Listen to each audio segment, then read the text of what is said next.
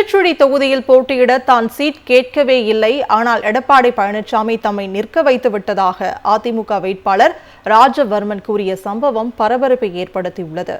விருதுநகர் மாவட்டம் காரியாபட்டியில் திருச்சுழி தொகுதி அதிமுக செயல் வீரர்கள் கூட்டம் நடைபெற்றது. இதில் அதிமுக வேட்பாளர் ராஜவர்மன் கலந்து கொண்டு நிர்வாகிகளிடம் பேசினார்.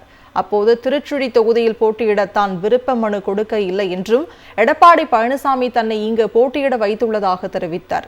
திருச்சுழி தொகுதியில் திமுக சார்பில் போட்டியிடும் அமைச்சர் தங்கம் தென்னரசு வெற்றி பெறுவார் என்று தெரிந்தும் தன்னை இங்கு போட்டியிட வைத்துள்ளதாக ராஜவர்மன் அதிமுக நிர்வாகிகளிடையே பேசிய நிகழ்வு பரபரப்பை ஏற்படுத்தியுள்ளது. நான் சத்தியமாக சொல்கிறேன், மதுரை பாண்டிசாமி சத்தியமாக நான் திருச்சுழி தொகுதியிலே போட்டியிடுவதற்கு நான் வேட்புமனு தாக்கல் செய்யவில்லை, கேட்கவும் இல்லை என்பதை நான் உங்களுக்கு சொல்லிக்கொள்ள ஆசைப்படுகிறேன்.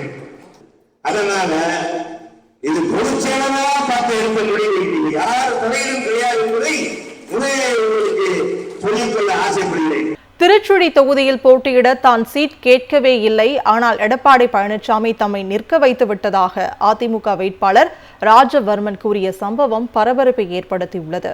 விருதுநகர் மாவட்டம் காரியாபட்டியில் திருச்சுழி தொகுதி அதிமுக செயல் வீரர்கள் கூட்டம் நடைபெற்றது.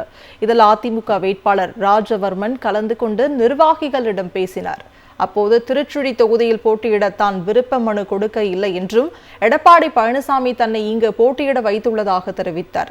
திருச்சுழி தொகுதியில் திமுக சார்பில் போட்டியிடும் அமைச்சர் தங்கம் தென்னரசு வெற்றி பெறுவார் என்று தெரிந்தும் தன்னை இங்கு போட்டியிட வைத்துள்ளதாக ராஜவர்மன் அதிமுக நிர்வாகிகளிடையே பேசிய நிகழ்வு பரபரப்பை ஏற்படுத்தியுள்ளது.